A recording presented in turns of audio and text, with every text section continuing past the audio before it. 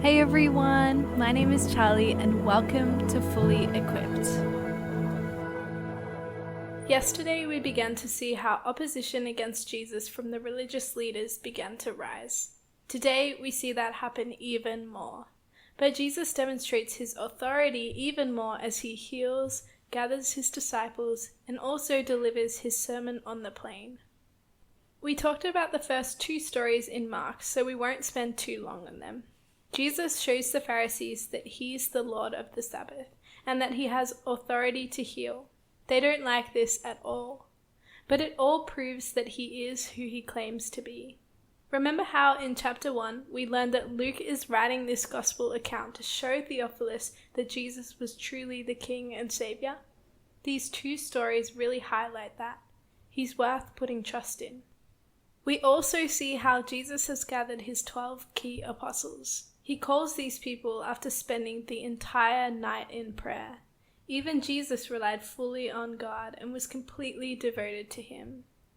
These disciples are the ones who will be sent out to carry the gospel to others and eventually to the Gentiles. This is good news for the readers of Luke's gospel. After that, we get to the main section of this chapter, the Sermon on the Plain. This could be a different sermon to the Sermon on the Mount in Matthew, but it contains a lot of similar content, so we're not sure. Lots and lots of people come to be healed and to hear what Jesus has to say. And this sermon is very different and unexpected. A lot of it highlights the concept of the upside-down kingdom. Jesus' kingdom is not like other kingdoms. We start with what we call the Beatitudes. Jesus gives a bunch of statements about people who are blessed. But this isn't just a surface-level sense of being happy or content. It means that people who know God hold joy and contentment within them, above any suffering or hardship that they might face. It's not that we don't experience hard emotions or that life is always easy for us. It's just that we have a great hope in Jesus that ultimately everything is in his power and his control.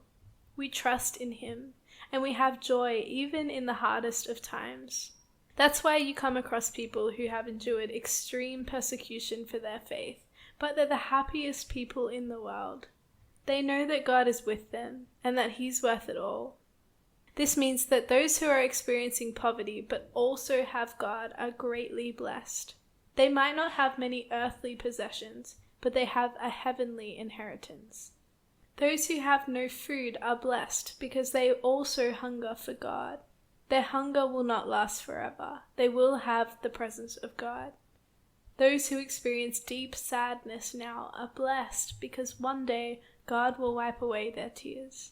Those who are rejected because of their faith are blessed because one day they will be rewarded for standing firm.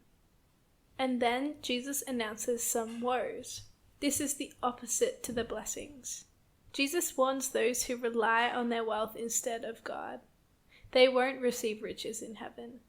He warns those who seek after pleasures and desires rather than God. They will weep when judgment comes. And Jesus also warns against those who are spoken well of. This is in the sense of people who do everything for the world's approval, telling people what they want to hear. The truth is that the gospel is offensive. It tells people that they are sinners. So when we're preaching the gospel, we can expect that some will not like it. Then Jesus gives a really important lesson about loving people. Yes, we will be hated in this life for sharing Jesus with others, but we're called to be people who show radical love to them anyway. If we trust in God's love for us, then it's our joy to share that love with others, even people who offend us or hurt us. That's why it's really important to understand how much God loves us, because then we can show that love to others. We imitate the love God has shown us to other people.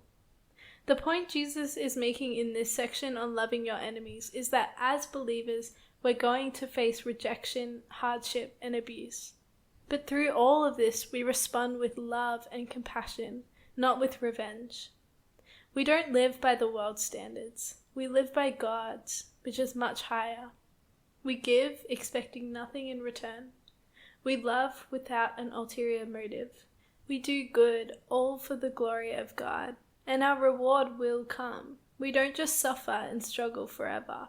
We receive our reward as children of God. Jesus also talks about not judging other people.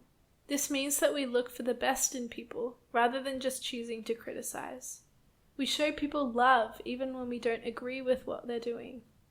That doesn't mean we condone or accept sinful behavior.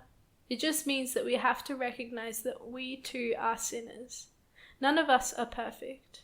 We can't call other people sinful without recognizing that we have done the same.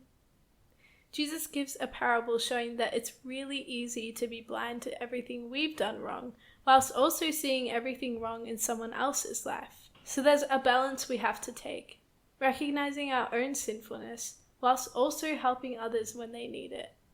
Remember, all of this is done with love and grace and humility. Jesus also teaches that our behaviors flow from where our heart is. If we're consistently producing bad fruit, things like judgment, lying, gossip, and so on, then our hearts probably aren't in the right place. But if we're producing good fruit, like love and generosity and kindness, then our hearts probably are. We need to be checking our own hearts, rather than always judging the hearts of others. We need to be producing good fruit, because then others can see God through us. The final teaching Jesus gives is showing people that it's so important to put his words into practice, rather than just hear them. Doing what Jesus says shows that you really are a follower of him. He's our king, so we have to be obedient. This means that when hard times come and the enemy tries to shake our faith, we're firmly rooted in Jesus. How does this equip us? Who are your enemies in your life? It's easy to think that we don't have any. But are there specific people that you try to avoid because you find them annoying? Do you make opinions about people based on the country they're from without knowing them? Is there someone who said something to you which hurt your feelings and now you ignore them? Ask God to show you the way he sees those people. Remember that we've all messed up, but we get to extend the grace and love of God to people, even the difficult ones. Let's be people who seek restored relationships with others, rather than revenge, and trust that God will one day judge all things, so we're safe in his hands.